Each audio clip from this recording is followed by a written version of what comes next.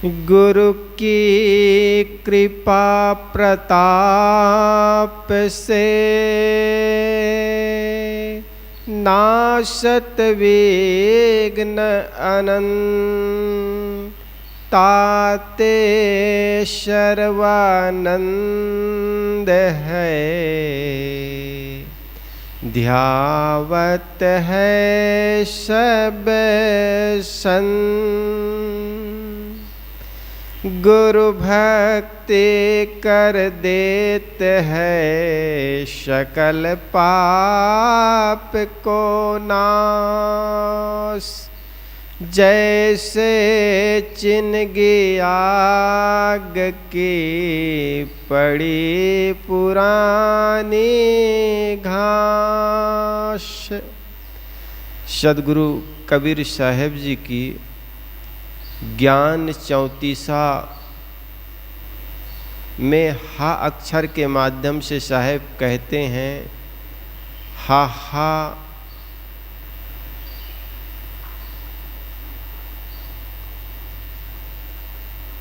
हा हा हाय हाय में सब जग जाई, हर्ष शोक सब माही समाई। हकरी सब बड़ बड़ गयऊ, हा हा मर्म न काहू पयऊ। साहेब कहते हैं हा हा हाय हाय में सब जग जाई। हा अक्षर के माध्यम से साहेब कहते हैं हाय धन हाय परिवार, आह और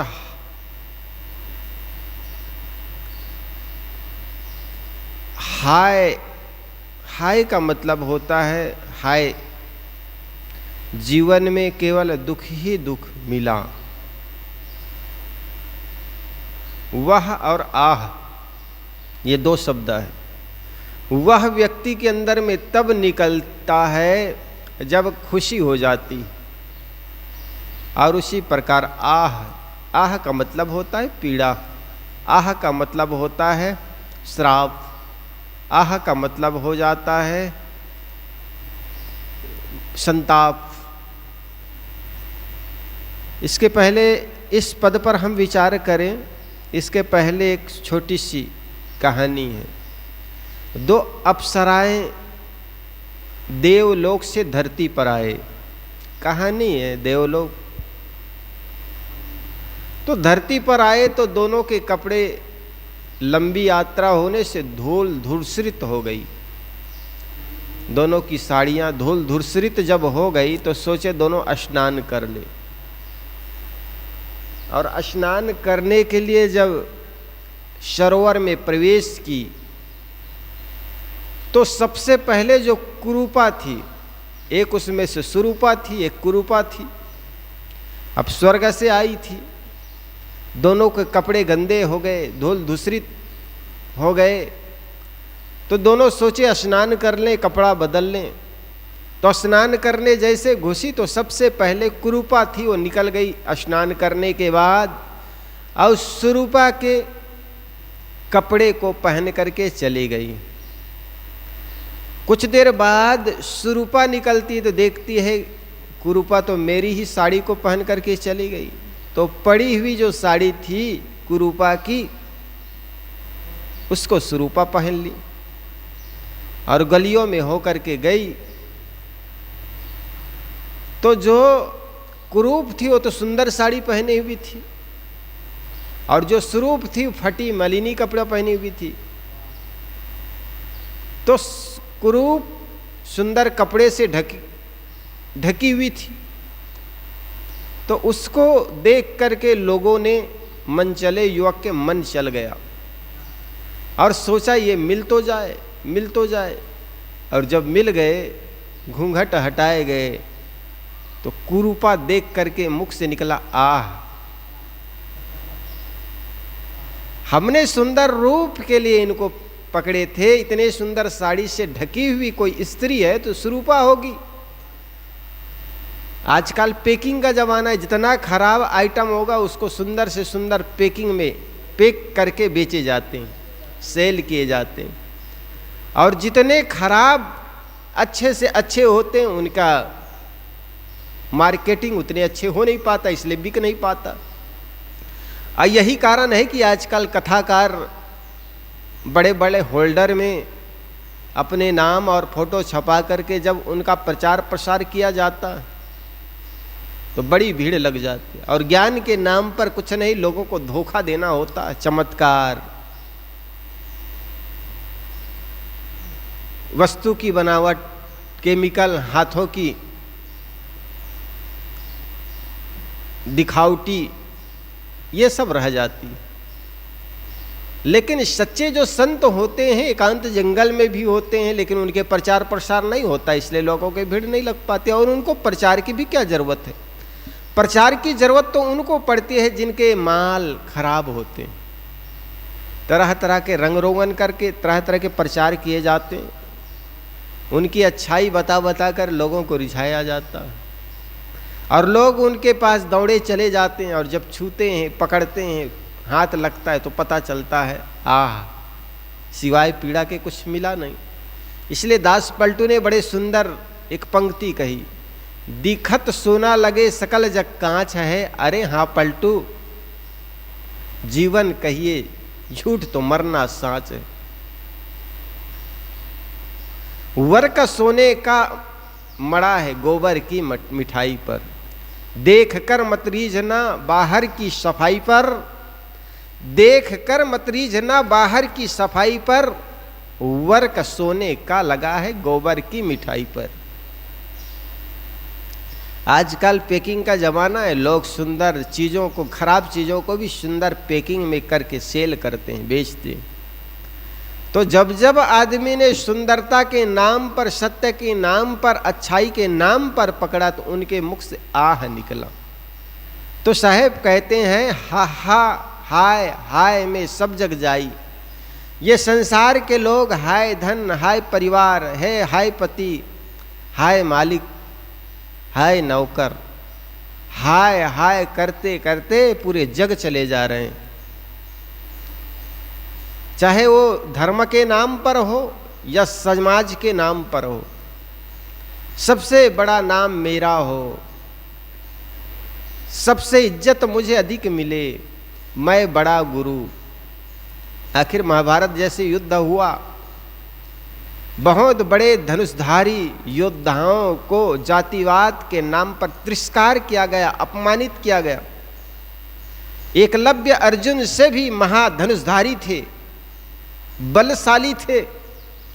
जब पहली बार अर्जुन ने देखा एक कुत्ता भूख रहा था और भूखते हुए कुत्ते में किसी ने तीर मारा है, उनके मुख से, उनके मुख में जब तीर मारा और तीर उनके मुख में भर गए हैं और तीर को जब निकाला गया तो जरा भी चोट नहीं आई थी, जरा भी उनके मुख छीले नहीं थे। अर्जुन को बड़ा आश्चर्य हुआ, ये कौन धनुषधारी है जिन्होंने कुत्ते के मुख को बंद कर दिया लेकिन कुत्ते के मुख में जरा भी एक चोट नहीं आई, कारण क्या है? गुरुजी को बुलाए, गुरुजी देख करके भी हैरान हो गए, ऐसे कौन धनुषधारी है? हसनापुर जैसे राज्य में मेरे शिष्यों के सिवाय ऐसा कोई धनुषधारी हो ही नहीं सकता। लेकिन पीछे से जब एकलव्य आए और उन्होंने कहा गुरुदेव ये मैंने किया हूं। जैसे उन्होंने कहा मैंने किया हूं तो तुम कौन हो? उन्होंने कहा मेरा नाम एकलव्य है, मैं सूत पुत्र हूं। तो तुम्हारे गुरु कौन है? उन्होंने कहा मेरा गुरु द्रोणाचार्य है। जैसे ही द्रोणाचार्य कहा तो द्रोणाचार्य के जमीन तले, पैर तले की जमीन खिसक गई। उन्होंने सोचा अरे मेरा ही चेला, और मैंने तो पूरी दुनिया में अर्जुन को ही सबसे बड़ा धनुषधारी मानता था, सिखाया भी था, लेकिन ये मेरा चेला हो कैसे सकता? तुम मेरे चेले हो कैसे सकते हो? मेरे शिष्य कैसे हो सकते? उन्होंने कहा गुरुदेव मैं जाति से आदिवासी, आपके सानिध्य आकर के मैं आपको सिखाने के लिए कह भी नहीं सकता, निवेदन नहीं कर सकता हूं, क्योंकि मैं जाति से आदिवासी। इसलिए गुरुदेव मैंने आपकी सुंदर मूर्ति बनाकर उस प्रतिमा के सामने मैंने रोज अभ्यास किया, इसलिए मैंने आपको गुरु मान लिया हूं। द्रोणाचार्य ने कहा, हाँ मेरा चेला ही हो गए, तो मुझे तो गुरु दक्षिणा दिए बिना तुम चेला कैसे हो गए? और गुरु और शिष्य की परंपरा तब पूर्ण होती है जब चेला गुरु को दक्षिणा दे। एकलव्य ने कहा, गुरुदेव आप हुक्म कीजिए। तो चेला के मोह में, अर्जुन के मोह में एकलव्य ने, द्रोणाचार्य ने एकलव्य जैसे वीर धनुषधारी के अंगूठा ले लिए ताकि अर्जुन से आगे बढ़ ना जाए, मेरा ही इज्जत समाज में बना रहे, इस गुरुकुल में मेरा नाम हो, अर्जुन से बड़ा धनुषधारी कोई दुनिया में हो ना। इसलिए उस आदिवासी योद्धा को उनकी शक्ति को भी छीन लिया गया। और यही अर्जुन कर्ण के साथ हुआ। कर्ण की मां कुंती ने लोकलाजवश उनको गंगा में बहा दिए बाक्स में भर करके, और सूत नाम के अधिरथ नाम के सूत ने उसको उठाया, पा करके अपने पास रखा, पालन पोषण किया। कर्ण जैसे वीर योद्धाओं को जाति के नाम पर कितना जलील होना पड़ा। हाय हाय में साहब कहते हैं, चाहे कितना बड़ा विद्वान हो, धनवान हो, पदवान हो, लेकिन हाय हाय में सब जग जाइए।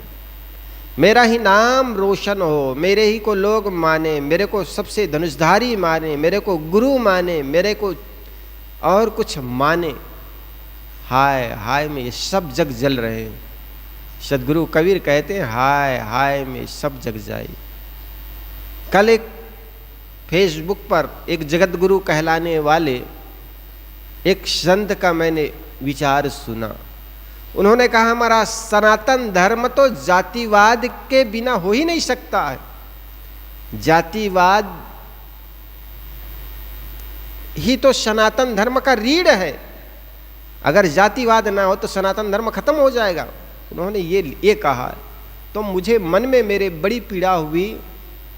एक जगत गुरु कहलाने वाले व्यक्ति जातिवाद के से इतना भरा हुआ है, उनका दिमाग इतना कचड़ा है, जो कहते सनातन धर्म तो जातिवाद के बिना हो ही नहीं सकता, जबकि सनातन धर्म का रीढ़ है आत्मचिंतन। वेदों के ऋषि, चाहे वो याज्ञवल्क्य को देखिए, मैत्री को देखिए, कठु उपनिषद के यम नचिकेता संवाद को देखिए, वहां पर आत्मचिंतन से भरा हुआ है। और ये आत्मचिंतन उस जगत गुरु कहलाने वाले व्यक्ति को दिखाई नहीं पड़ा, उनको केवल जातिवाद दिखाई पड़ा। ये जातिवाद के बखेड़ा में पड़ करके आज हमने इंसान को इंसान रहने नहीं दिया, बल्कि पशु से भी बदतर जीने के लिए मजबूर कर दिया। केरल जैसे राज्यों में उस समय त्रिवणकोर एक राज्य हुआ करते थे, और त्रिवणकोर का राजा कोई सवर्ण था। वहां पर एक नियम लागू किया था कि सवर्णों की स्त्री के सिवाय अगर एसटी एससी की स्त्रियां हैं, सार्वजनिक जगहों पर अपने स्तन में बिगन कपड़ा रख करके जाए। अगर वो चाहे कि अपना लज्जाशील को रक्षा करे, शरीर में कपड़ा रख करके जाना चाहे, तो उनको टैक्स पटाना पड़ेगा। और कैसा क्रूर, वो भी टैक्स कितना, उनके स्तन के नाप का टैक्स। जरा सोचो कैसी संस्कृति रही है।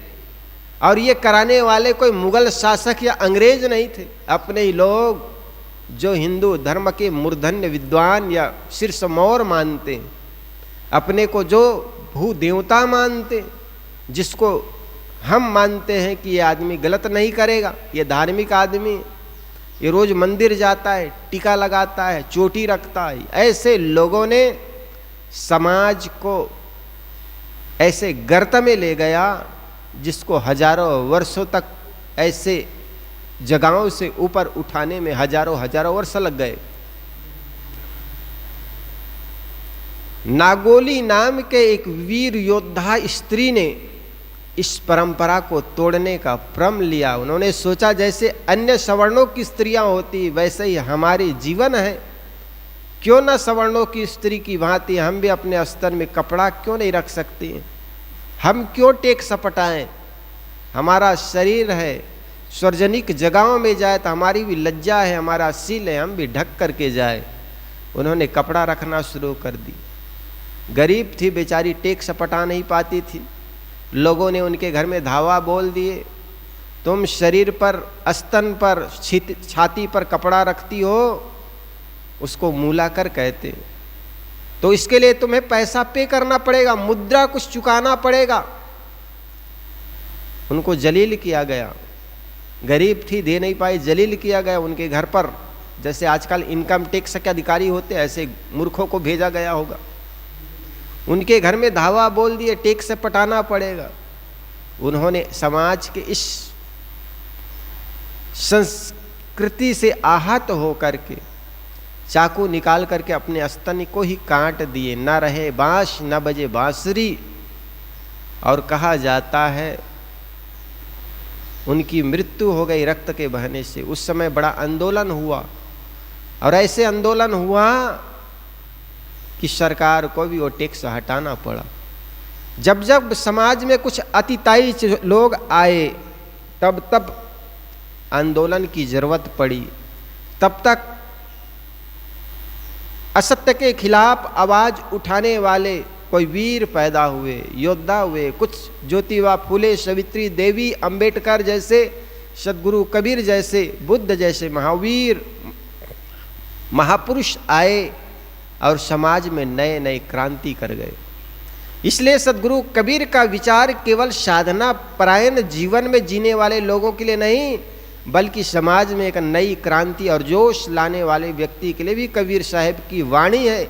इसलिए सदगुरु कबीर कहते हैं, कर बहिया बल आपने छाड़ बिरानी आश, तुम प्रलंबन के चादर हटाकर भाग्य और भगवान वाद के ये चादर हटा करके अपने बाहों बल पर भरोसा करो।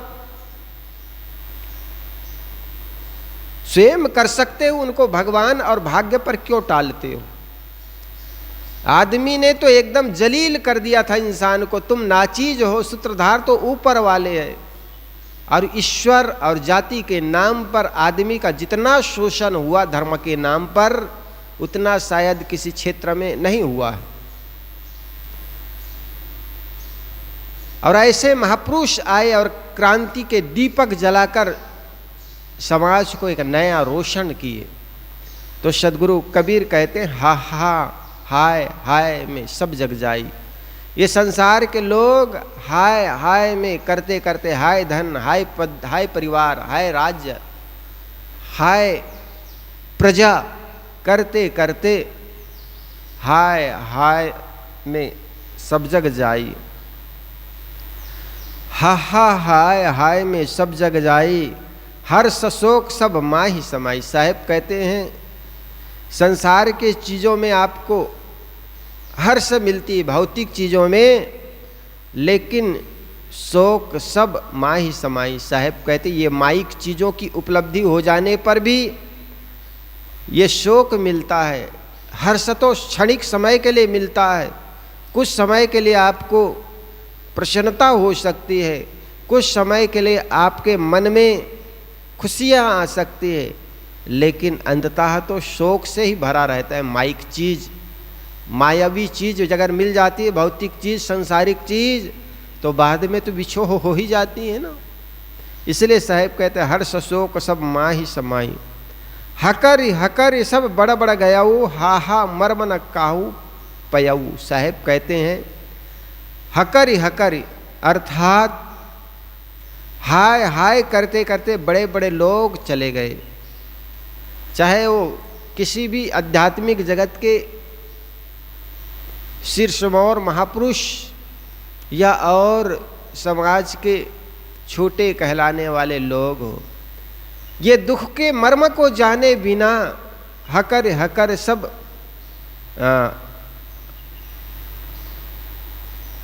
बड़ बड़ गयाऊ, हा हा मर्म न काहू पयाऊ। साहब कहते इसके मर्म को जान नहीं पाए।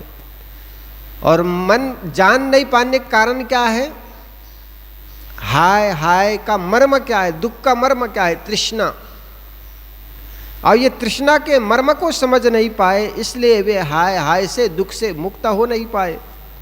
हकर हकर बड़े बड़े लोग चले गए ईश्वर को पाने के लिए, और वो खोजते कहाँ थे? बाहर खोजते रहे।